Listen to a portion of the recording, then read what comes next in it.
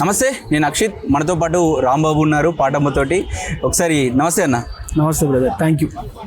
ఎట్లుందన్న life, బాగుందా? Yeah, it's good good good good good. మళ్ళొకసారి మీ పాటకే మీకు తెచ్చిన ఐ పాట ఒక్కసారి పాటమ్మతోటే మళ్ళొకసారి వాడదన్న. యా పాటమ్మతో పాటు యాక్చువల్గా ఈరోజు ఇక్కడ సోమాజిగూడ ప్రెస్ క్లబ్కి ఎందుకు రావడం జరిగిందంటే ఎస్సీ వర్గీకరణకు బీసీ సంఘాలు అదేవిధంగా ప్రజాస్వామిక సంఘాలంతా మద్దతు కోసం ఇక్కడికి రావడం జరిగింది. సో పాటమ్మ పాట పాడుతాను.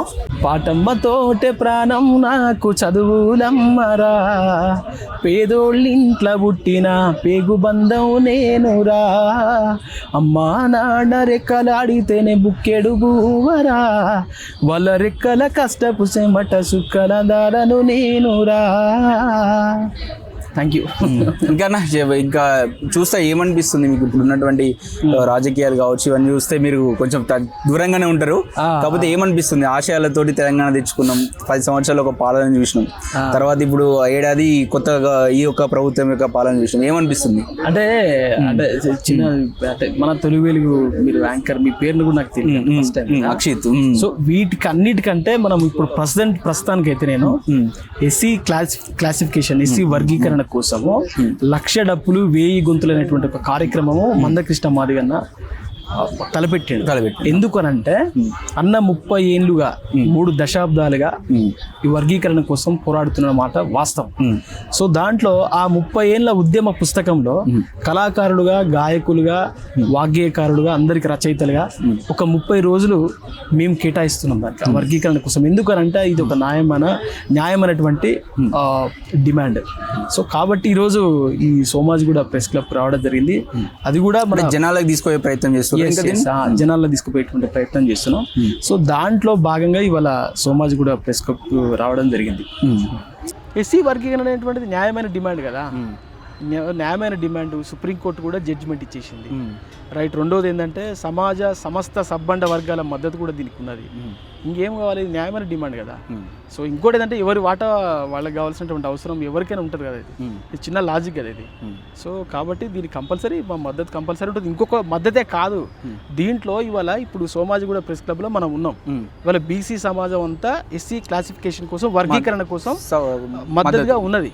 సో దాంట్లో అంటే నేను ఒక కళాకారుడు కాబట్టి అందరి హక్కుల కోసము, అందరి హక్కుల కోసము పుట్టెర బహుజనవాదము, వర్గీకరణ కోసము కదిలేర బీసీ సమాజము, ఉద్యమాలతోనే సాధ్యము మహనీయులు నడిచిన మార్గము, మందకృష్ణన్న పోరాటము, మందకృష్ణన్న పోరాటము ఉన్నదిలే న్యాయము.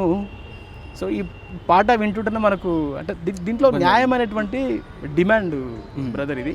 సో కాబట్టి కంపల్సరీ మద్దతు ఉంటుంది. రెండోది ఏంటంటే మద్దతే కాదు, ఇవాళ నేను మాదిగ జాతిలో పుట్టినటువంటి ఒక వ్యక్తిగా 1,00,000 డప్పులు 1000 గొంతులు అనేటువంటి కార్యక్రమం కూడా చేస్తాను. దీంట్లో పార్ట్ ఆఫ్ కూడా ఉన్నాను. సో 1,00,000 డప్పులు 1000 గొంతులు అనేటువంటి కార్యక్రమం ఒక చరిత్రాత్మకమైనటువంటి కార్యక్రమం కూడా తీసుకున్నాం యాజ్ ఎ కళాకారులుగా. సో కాబట్టి కంపల్సరీ మద్దతు ఉంటుంది, నో డౌట్. అంటే ఇప్పుడు మీరు ఇది అన్నట్టు ఒక రిజర్వేషన్స్ కావచ్చు, ఇది మీ ఒక 30 ఏళ్ళ పోరాటం. చాలా రోజుల నుంచి సమాజం అంటే చైతన్య సమాజం కోసం కావచ్చు, మన ఏదంటారు బహుజన అధికారం కోసం కావచ్చు, దానికోసం ట్రై చేస్తూ ఉన్నారు. అది సాధ్యమయ్యే పనేనా? అంటే బహుజన అధికారం అంటే నేను ఫస్ట్ మీరు అడిగే ప్రశ్నలో నేను 30 ఏళ్ళు చేయలేదు, కృష్ణ అన్న చేసిండు, మందకృష్ణ 30 ఏళ్ళ పోరాటంలో ఆ ఉద్యమ పుస్తకంలో మేము ఒక 30 రోజులు తీసుకున్నాం. అన్న 30 ఏళ్ళు చేసిండు, 3 దశాబ్దాలుగా చేసిండు. ఇవాళ చివరి అంకంకి వచ్చింది.